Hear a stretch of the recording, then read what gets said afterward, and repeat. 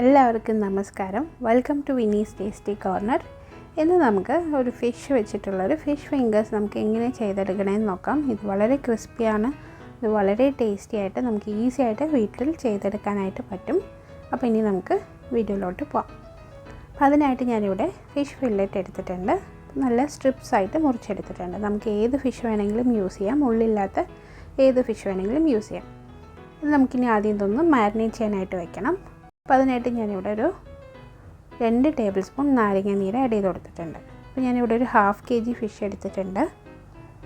ഇനി ഇതിലേക്ക് നമുക്കൊരു 1/2 ടീസ്പൂൺ കുരുമുളക് പൊടി ആഡ് ചെയ്ത് കൊടുക്കാം. ഇനി അടുത്തതായിട്ട് നമുക്ക് 1 ടീസ്പൂൺ ഗാർലിക് പൗഡർ ചേർത്ത് കൊടുക്കാം. ഇപ്പം ഗാർലിക് പൗഡർ ഇല്ലെങ്കിൽ നമുക്ക് ഗാർലിക് അരച്ചിട്ട് അതിൻ്റെ വെള്ളം മാത്രം എടുത്ത് നമുക്ക് ആഡ് ചെയ്ത് കൊടുക്കാം. അതൊന്ന് നന്നായിട്ടൊന്ന് അരിച്ചെടുത്ത ശേഷം നമുക്ക് അതിൻ്റെ വെള്ളം ആഡ് ചെയ്ത് കൊടുത്താൽ മതിയാവും. ഇനി അടുത്തതായിട്ട് നമുക്കിതിലേക്ക് ഞാനിവിടെ ചേർത്തത് കാശ്മീരി മുളക് പൊടിയാണ്. നമുക്ക് സാധാരണ മുളക് പൊടിയാണെങ്കിൽ കുഴപ്പമില്ല. ഒരു 1/2 ടീസ്പൂൺ മുളക് പൊടി ആഡ് ചെയ്ത് കൊടുക്കാം. ഇനി നമുക്ക് ഉപ്പ് ആവശ്യത്തിന് ചേർത്ത് കൊടുക്കാം. ഇനി ഒരു 1/2 ടീസ്പൂൺ ഓറിഗാനോ കൂടെ ആഡ് ചെയ്ത് കൊടുക്കാം. ഇനി ഇത് നമ്മൾ നല്ലപോലെ ഒന്ന് കൈ വെച്ച് നന്നായിട്ടൊന്ന് മിക്സ് ചെയ്തെടുക്കണം. ഇത് നമുക്കൊരു 1/2 hour ഒന്ന് ഫ്രിഡ്ജിൽ വെച്ച് മാരിനേറ്റ് ചെയ്യാനായിട്ട് വയ്ക്കാം. അപ്പം നന്നായിട്ട് നമ്മുടെ മസാലയെല്ലാം നന്നായിട്ട് പിടിച്ചു വരും. ഇനി നമുക്ക് നമ്മുടെ ബ്രെഡ് ക്രംസും മുട്ട എടുത്തിട്ടുണ്ട്. ഞാനിവിടെ 2 മുട്ട എടുത്തിട്ടുണ്ട്. അത് നന്നായിട്ടൊന്ന് ബീറ്റ് ചെയ്ത് വയ്ക്കാം.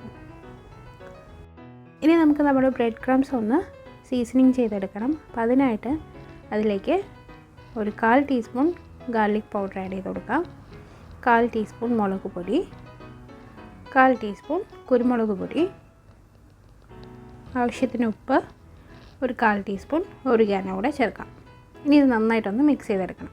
നമ്മൾ ഓൾറെഡി ഉപ്പ് ചേർക്കുമ്പം നോക്കിയിട്ട് വേണം ചേർക്കാനായിട്ട്. നമ്മൾ ഓൾറെഡി ഫിഷിൽ ചേർത്തിട്ടുണ്ട്. ഇനി നമ്മൾ മുട്ടയിലും കൂടെ ഒരു നുള്ള ഉപ്പ് ചേർക്കുന്നുണ്ട്. അപ്പം ഉപ്പ് ശ്രദ്ധിച്ച് വേണം ചേർക്കാനായിട്ട്. അപ്പോൾ ഇത് നന്നായിട്ട് മിക്സ് ആയിട്ടുണ്ട്. ഇനി നമുക്കിത് സൈഡിലേക്ക് വയ്ക്കാം. ഇനി നമുക്കിതിലേക്ക് മുട്ടയിലേക്ക് ഒരു 1/4 ടീസ്പൂൺ ഉപ്പ് കൂടെ ആഡ് ചെയ്തിട്ട് നന്നായിട്ടൊന്ന് ബീറ്റ് ചെയ്ത് എടുക്കാം. നമ്മൾ ഓൾറെഡി ഫിഷിലും ബ്രെഡ് ക്രംസിലും ഉപ്പ് ചേർത്തിട്ടുണ്ട്. അപ്പം നോക്കിയിട്ട് വേണം ചേർക്കാനായിട്ട്. നന്നായിട്ടൊന്ന് ബീറ്റ് ചെയ്തെടുക്കാം. അപ്പം ഞാനിവിടെ 1 കപ്പ് മൈദ കൂടെ എടുത്തിട്ടുണ്ട്. നമുക്ക് ഫിഷ് കോട്ട് ചെയ്യാനായിട്ടാണ് മൈദ. അപ്പോൾ ഇനി നമുക്ക് ഫിഷെല്ലാം റെഡിയാക്കാം. അപ്പോൾ ആദ്യം നമുക്കൊരു പീസ് എടുത്ത് നമുക്ക് ആദ്യം ഒന്ന് മൈദയിൽ ഡിപ്പ് ചെയ്തെടുക്കാം. നന്നായിട്ട് എല്ലാ വശത്തും ആവുന്ന പോലെ നന്നായിട്ടൊന്ന് കോട്ട് ചെയ്തെടുക്കണം. ഇനി ഇത് മുട്ടയിലേക്ക് ആഡ് ചെയ്ത് നന്നായിട്ടൊന്ന് ഡിപ്പ് ചെയ്തെടുക്കണം. എല്ലാ വശത്തും മുട്ട ആവുന്ന പോലെ നല്ലപോലെ ഒന്ന് ഡിപ്പ് ചെയ്തെടുക്കണം.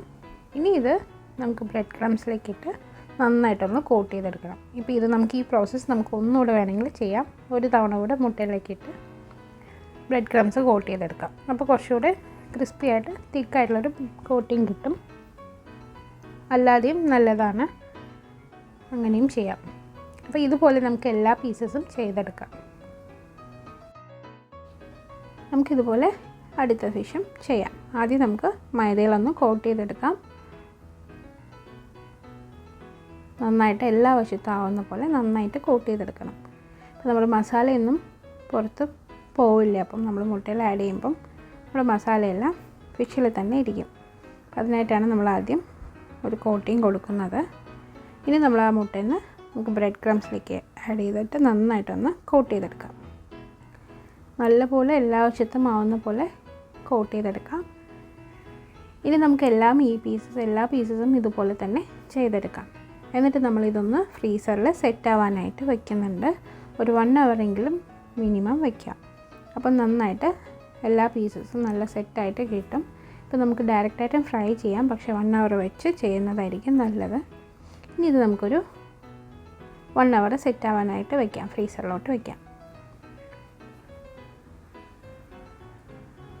ഇപ്പോൾ നമ്മുടെ 1 hour ആയിട്ടുണ്ട്.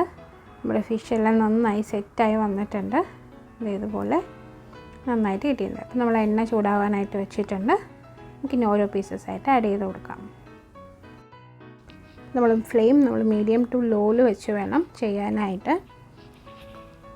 ഇതുപോലെ ഓരോരോ പീസസായിട്ട് ആഡ് ചെയ്ത് കൊടുക്കാം.